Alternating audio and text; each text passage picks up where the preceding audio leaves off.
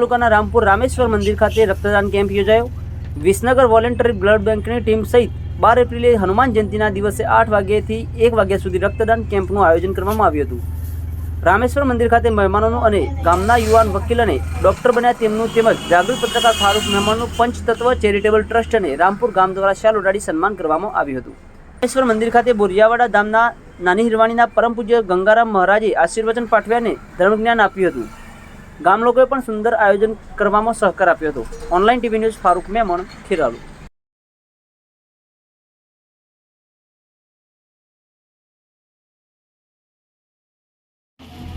પણ જેની બોડીમાંથી બ્લડ લીધું એ બોડી કઈ જ્ઞાતિની છે ને વિજ્ઞાન નહીં કરી શકે, કઈ કાસ્ટની કયા ધર્મની, આપણું બ્લડ કયા ગ્રુપનું છે નક્કી કરશે।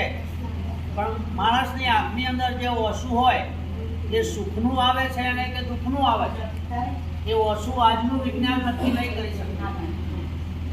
આ જે શક્તિની વાત થઈ છે, અહીંયા શક્તિની સ્થાપના છે, માં ચામુંડાનું પટાગણ છે।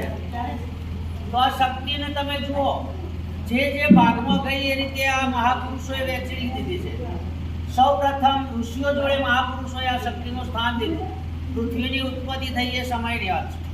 તો એમને કહ્યું કે આ શક્તિ આ બોડીમાં કઈ રીતે છે, તો એ શક્તિને બોડીમાં સુરતા સ્વરૂપે એને ધારણ કરી, એની એ શક્તિનું જ્યારે વિજ્ઞાન આની શોધ કરી કે આ વિશ્વનું સંચાલન કોણ કરી રહ્યું છે, વિશ્વની ઉત્પત્તિ કોને કરી, તો વિજ્ઞાને એવું કહ્યું કે ઉર્જા છે અને ઉર્જાના કારણે આનું સંચાલન થઈ રહ્યું છે। એની એ શક્તિ આજના ભુવાઓ જોડે ગઈ તો ભુવાઓ એવું કહ્યું કે આ તો મારી સધીનું સિકોતર છે।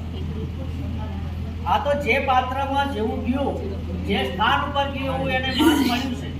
વાસ્તવમાં શક્તિ છે। શિવનું મંદિર કેમ ગામો ગામ, શા માટે શિવનું મંદિર